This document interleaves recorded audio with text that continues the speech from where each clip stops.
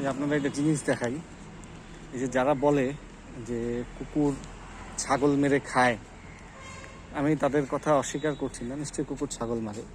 এই যে ছাগল আর কুকুরের বন্ধুত্বটা দেখুন, কুকুর ছাগলকে দেখে উল্টো ভয় পাচ্ছে, ছাগল কিন্তু কুকুরকে ভয় পাচ্ছে না। ওই যে দেখুন, ওই যে দেখুন, ওই যে দেখুন, ওই যে ও ভয় পাচ্ছে। তো ওদের মধ্যে বন্ধুত্ব আছে, ওদের মধ্যে বন্ধুত্ব আছে, কিন্তু ঘটনা হচ্ছে যে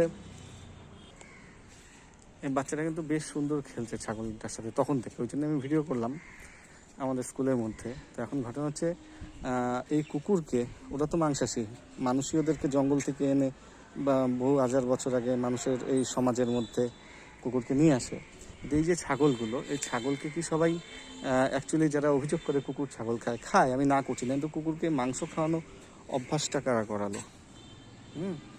মাংস খাওয়ানো তো এই ছাগল যারা বিক্রি করে, পাঠা কেটে যারা বিক্রি করে, তারা কিন্তু পাঠার নাড়ি ভুড়ি বা মুরগির বাকি অবশিষ্ট মৃতদেহের অংশগুলো তারা কুকুর খাওয়ানো প্র্যাকটিস করিয়ে ওদের রক্তের নেশাটা ওদের জীবের মধ্যে লাগিয়ে দিয়েছে আর কি।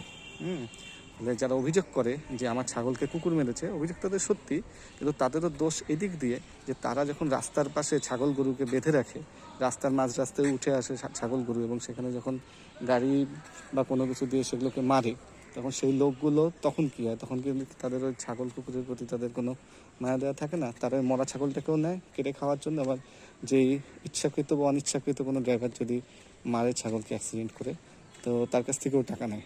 তো এইগুলো সবটাই ধান্দা, সবটাই ব্যবসা।